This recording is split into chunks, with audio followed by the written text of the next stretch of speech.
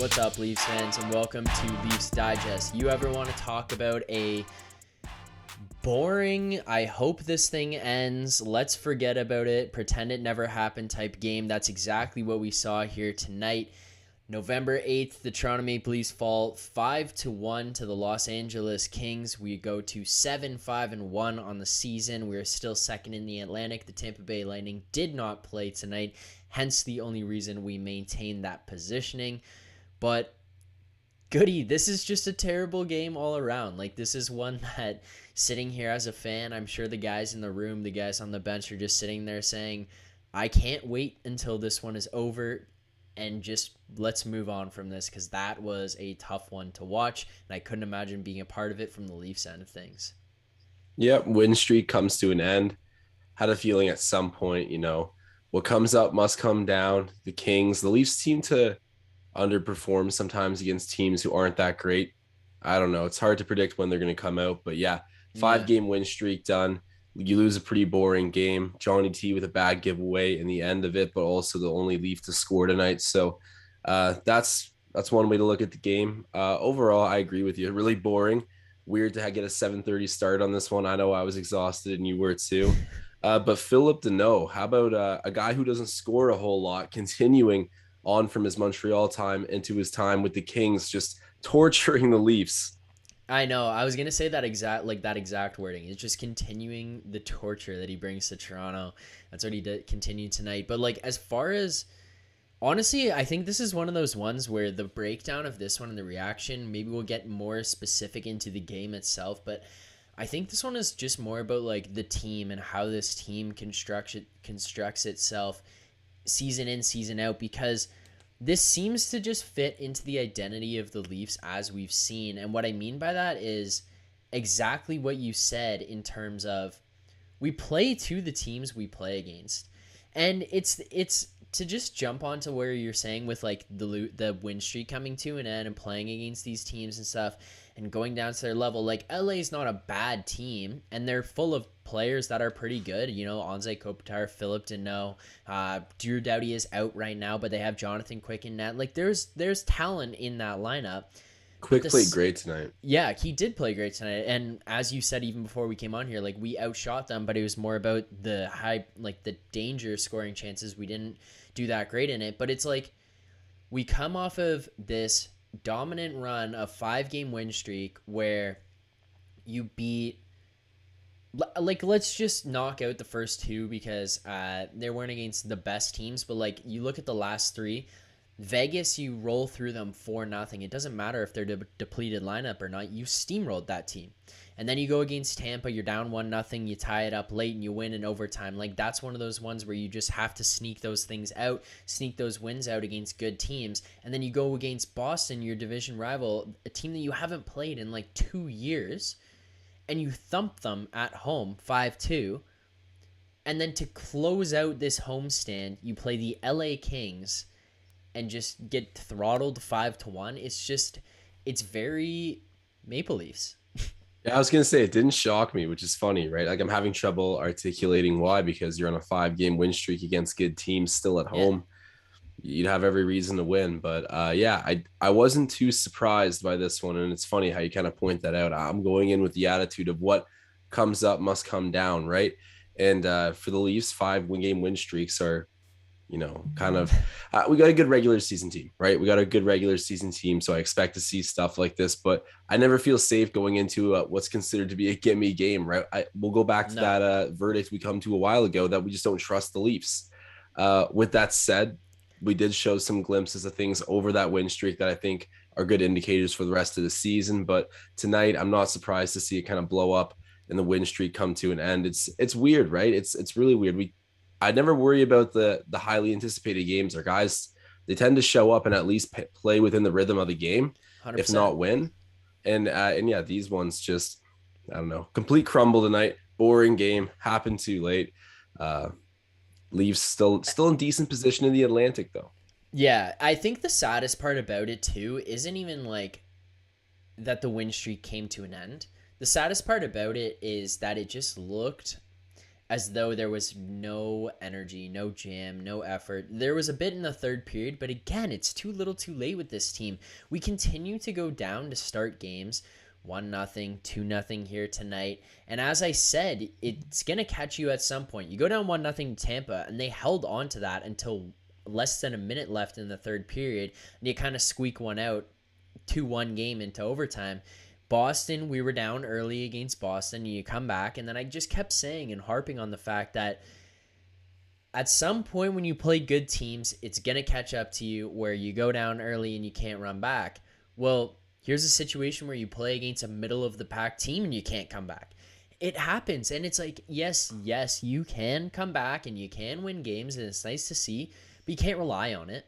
It can't be your motto of, yeah, we'll come back tonight, because it just doesn't always happen. No, definitely not. And especially when you're kind of a group that's you tend to play down to teams level, right? So, and then you start behind the 8 ball as is. I just feel like, I don't know. The Leafs have a lot of mental games to still sort out, and we never want to be fighting against the lead consistently. You'd rather go out and set the tone, especially against a team that isn't as good as you at home. You know the saying, Browns gonna Browns? Yes. The Cleveland Browns. Sometimes that's how I feel about the Leafs. It's just, I've always said, I know exactly what you mean. I've always said that the Leafs are like the Cowboys of the NHL because they have just the biggest fan base. America's and most team, Canada's team. Exactly. It's like poster boy of the league, but still can't get anything done. That's all right. We'll see where this goes. Yeah. I just like the saying of the Browns gonna Browns, applying it to the Leafs, because you look at a night where you lose 5-1 to the LA Kings off of a 5-game win streak where you just beat Vegas, Tampa, and Boston, and then you get pumped 5-1 by LA, and it's just Leafs gonna Leafs. And Leafs gonna you know Leafs. What? Our roommate from university, he always used to call them this, and it's something where after a night, when tonight happens, you sit there and you say, like, that's just the laughs. We are the laughs. I had a feeling you were going to pull that one out. Leafs get called a lot of different things, but the laughs, it suits us a lot of times. But yeah. But also to that is just, you look at, we have the core four score. They score the 14th straight goal. I'm not sure if you heard that stat from Saturday night's game. We were on a streak of the core four scoring 13 straight goals. That continues tonight with John Tavares getting the 14th straight assist from Marner and Nylander on that goal. But outside of that goal and the assist that those two guys got, you look at the rest of the stats here from those four, and let's just pick on this one specific stat, and analytical people can go absolutely nuts, and non-analytical people can say this is non-representative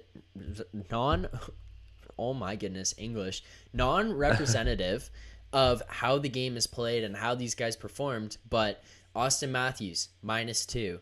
William Nylander, -2. John Tavares, -3. Morgan Riley, -3. Mitch Marner, -4. It's just... Yeah. It's that's not what you like to see. And I was mentioning it earlier, that not even a little bit. But I was mentioning earlier, Johnny T obviously does get the goal for the core four tonight to extend that streak, but ultimately gave up a pretty ugly giveaway to Deneau, who got that fourth goal and put it out of reach for the Leafs. Goody giveaway. That was a hot and ready right up the middle. That was a tape-to-tape pass. On the tape. He was basically looking for Deneau in the slot. Yeah, that was bad. I guess I was a little bit minimalist with it, but Johnny T definitely put the dagger in us tonight. Yeah. Didn't mean to, but he extends it for the core four. And to that point of him putting the dagger in us, we were humming for a little bit in the third period leading up to that Deneau goal, to the point where I was like, if we get one right now, maybe. Like, it was in that after sweet the Tampa spot game, I wasn't ruling it out. Yeah, I was like, we have some time. And then Johnny T just said, bury this one. Let's get out of here tonight. We're not going to overtime. Yeah. Just wrap this one up, boys. Just throws Yeah. the Little Caesars pepperoni right onto Dano's it was tape to tape, man. Yeah. It wasn't He made even the like he had executive to order fight on for that it. It was one. just tape to tape. It was tough to see. It's just, but part of the problem, and I don't know, it's one of the weird things because I think you and I have been pretty positive on the third and fourth lines as this season's gone on, and one of the things that we've loved to see out of them is they just continue to have quiet nights, right? And it's just they in a good way, more than a bad way, but I guess some ways it's just like a neutral, it means nothing, is they have neutral nights. They have nothing nights where they do nothing. They don't let goals happen against them, but they don't score goals, and it's evident tonight when they all go no minuses on the night, the third and the fourth lines, which is kind of nice to see from them in a night where you get 5 put up against you. But on the flip side of that, I guess this is kind of where it starts to play into the fact of, do we have the depth here? And I'm not personally at the point of questioning if the depth is there. I don't know kind of where you sit on that. I'm not ready to slam the panic button and say we don't have the depth. But if this is something that continues to trend on where only our core 4 can score, which it's nice to see them score because they were crap at the beginning of the year. Let's be honest about that, other than Nylander, really. Yeah. But it's just like if we can't score from those guys, at some point we're going to need that supplemental scoring because it can't always be the core 4. Then I think it can get to the point of starting to question. I think right now it's just one of those ones where the blip, like the light goes off and you start to go, okay, maybe it's a check engine light here. Maybe we just need to see kind of what the problem is. Oh, maybe there's no problem at all and our engine light's just all weird. Or maybe there's actually a serious problem and we're going to need to get this fixed. Yeah, it could be. And it might be a pricey fix come trade deadline if you want to get something done.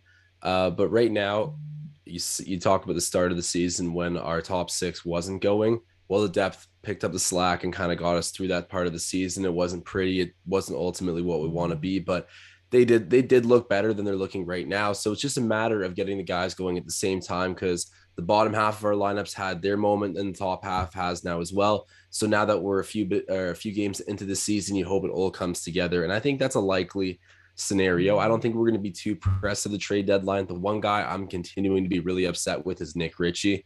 I have no clue what he's doing out there. The longer this goes on, Goody, I'm right on your tails on that one. It's just like at first I was forgiving, and now the longer this goes, it's just, dude, it's he's just not good. I'm gonna verbal meme it, but the one where it's like the stick man holding a stick and he's poking the thing and it just says do something. Yeah, that's me poking Nick Ritchie right now, dude. Well, I feel like the coaches said that basically to him, telling him to do something, putting him on the 4th line. Remember when we came up with that video? In my projection, I did make a pretty hot take saying throw him down to the 3rd line. But the Leafs just doubled down and threw him to the bottom of the lineup on the 4th. And he just still hasn't gotten everything going. I know you look at it like a disadvantage now, but regardless, he's been on this team for how long and hasn't gotten a goal? Yeah, figure it out. Yeah, or how many points does he even have? Is it like 2 assists, 1 assist? I think 1. Okay. I could be wrong, but I think 1. Yeah, so terrible stuff for Nick Ritchie right now. There was definitely a reason the Bruins, who are, grindy goal scoring players, didn't want him, and that's what we wanted him to do, was grinding and goal scoring in Toronto. Not the Zach Hyman replacement, that's Michael Bunting, but Nick Ritchie's got to figure it out really quick if the depth wants to get their wheels going, because I don't think in the greater scheme of things we have an issue there. Surprisingly, looking at the way our cap is structured, it'd be easy to think that you run into a natural issue there. But when Jason Spezza signs at a good deal, Wayne Simmons is actually, I say it all the time, and I know you always agree with me, that he's got a little bit more to offer skill-wise than people talk about now. In your bottom 6, it's fine. I think we'll figure it out. The last player specifically that I want to touch on before we wrap this one up and give our grades of the game, and it's more so less about the player himself and about the situation that the team ends up in here, is yesterday I put out a video about Peter Mrazek being placed on the IR and kind of what that might mean for the Leafs goaltending situation going forward. Now, Jack Campbell, it's likely that at some point throughout throughout the season, throughout the regular season, especially the more of workload that you end up taking on as the starting goaltender, these games happen. You're just going to have a one every now and then where it's a stinker. And the one against Pittsburgh, I really don't even sit there and say Jack Campbell played poorly. Like, there was a goal off of a Pittsburgh player right in front of him, 2 off of Leafs players, and he was only in for 5 of the 7 goals, and then Hutchinson went in for the last 2. And it's just a weird situation where you kind of say, yeah, he got 5 scored against him, but it wasn't really his fault. Whereas tonight, I don't sit here and blame Jack Campbell for this one. That being said, it's one where you walk away from and say, yeah, he didn't have a great game tonight. I don't think he played terribly, and I sit here and say, what the hell was he doing? But it was a bit of a stinker. Now, the biggest question that I really do have going forward from this, Goody, and it's going to be a huge concern when I bring up these names, is going from here, you play against the Philadelphia Flyers on Wednesday night in Philadelphia. You're traveling with this team. Jack Campbell has just taken on a series of games in a row. Unfortunately, he loses this one in a tough one tonight. 24 saves on 28 shots. As this team, do you try to bounce back and force feed Jack Campbell into this net, or do you give him a bit of a rest and hope the team can perform with a guy like Michael Hutchison in net behind them?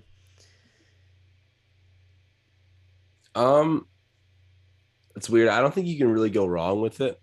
What I would do, I think, is I would have a conversation with Campbell to see how he's feeling, check up on his physical and mental state. If it's pretty well good to go, then I wouldn't second guess anything, and I would just put him right back in net. But if there even is the tiniest bit of concern, I'll put in Hutchison, because at some point the Leafs are going to need to figure out how to play with not Campbell in net. They haven't been good with Mrazek in net. That's a later issue that we'll know we need to work out. But in the meantime, giving them a different goalie to play in front of, I think will be helpful to grow this team's experience a bit. Yep. But if there's no need to, then I would go ahead and put Jack Campbell right back in. But honestly, I'm not like too dreadful of either situation. I think both has its own little perks, and ultimately it's not going to be who goes in net that costs the Leafs the game. I don't think, even though Hutchison has had a really spotty record when he's played for the Leafs. I do kind of like your idea there in terms of if Hutchison goes in net, it's a test to the team. It's a, hey, are you guys going to show up? Are you guys going to respond kind of situation? That being said, I would like to see Jack Campbell in net if he feels good to go, and if it's not going to actually just destroy this guy and give him too much of a workload to go off of here. But other than that, we will see what happens and what kind of announcements come up along the way here. We still have one day in between that game, so you and I will probably put out another video. We can break that down prior to that game, see what's going on with the goalie situation, see if there's any line shakeups going forward, see what happens with the team there. But the last thing I want to do before we end this one, Goody, is give our grades of the game. All right, I can start this one off. Saturday night, actually, you missed my grade of the game. I don't know if you saw it after the fact, but I gave it an A+. I took your grade. I was all hyped up on the 5-2 win over the Bruins. Now, unfortunately, coming off of that A+ against the Bruins, I am going right off the other end of the scale here, and I will be giving this grade for tonight a D. I'm not going to go to a complete D- or a fail. Honestly, you know what? F-. No, I'm gonna stay at the D. That's just a dumpster fire of a game. You kind of just want to burn the tapes on that one. Dan Campbell, Detroit Lions, literally burned the tape. Or what did he do? He buried the tape. If you follow the NFL, you know the coach of the Detroit Lions physically buried the game tape from their game last weekend. That is kind of what Sheldon Keefe needs to wake up and do tomorrow, physically bury this game tape. It's just a tough one, right? You start down 2-0. You're coming off a 5-game win streak. You got to find a way to close this homestand out with at least even without a win, you got to have just a positive feeling game, even if it's a loss. It's got to be a hard-fought one, a tight one. You've had some time off. You're not running off a bunch of back-to-backs. You gotta show up. You didn't. The big four guys, dashes all over the boards. Like, it was just minus central for those guys tonight. That's tough to see. JT's pizza up the middle, it almost just negates his goal that he had. And then Jack Campbell not having the greatest night. I'm giving this one a D. It's just tough. 5-1 loss. let's move on from it and forget it even happened. Yeah, I'll go up a little bit to a C. It wasn't like a hideous game. I mean, the 5-1 score is a little bit different than the game actually looked. In my books, it felt pretty well like a 3-1 game that, again, JT served the pizza right up the middle. Dano buries us, and it's Yeah. been a recurrent feeling for Leafs fans. And it's weird, right? Like Dano's like a defensive player, offensive player when he faces us, apparently. He's kind of got it done all ways against the Leafs, but Yeah. just in the macro view of this game, it was really upsetting to see Campbell not have like the applauded effort that we give him like every single night that he honestly earns. So it was like one of 3 games I think I could point to in his 10 years of Leaf where I'm like, yeah, Jack Campbell didn't help us tonight, like at all. But at the same time, dashes for our top guys. We do get on the board and extend that streak you were mentioning earlier for our core 4. But yeah, there's not a whole lot great to talk about in the game other than getting to the back of the net once and keeping it relatively close. You lose your 5-game win streak. Sucks, but it wasn't the worst game I've seen. I'm going to give it a C. Well, Leafs fans, you heard it here. There's our reaction. The Leafs lose 5-1 to the Los Angeles Kings. We go to 7-5-1 on the season. We still remain second in the Atlantic through 13 games on the season. Our goal tonight from John Tavares, assist from Mitch Marner and William Nylander. Dashes from the big boys. Not the greatest game from Jack Campbell. But enough about this game. Josh and I are on the road to 2,000 subscribers right now. If you are not subscribed yet, if you're watching this video, make sure you subscribe right now. There's no time left on this video. We are closing this thing out as we speak. So make sure you hit that subscribe button before you close this one out. Make sure you like and comment on this video, share it with whoever, and subscribe to this channel. Leafs fans, thank you guys for following along, supporting this channel as we've gone absolutely battling towards 2,000 now. There will be more videos coming out. We will break some more stuff down. Look for a video on this channel tomorrow night.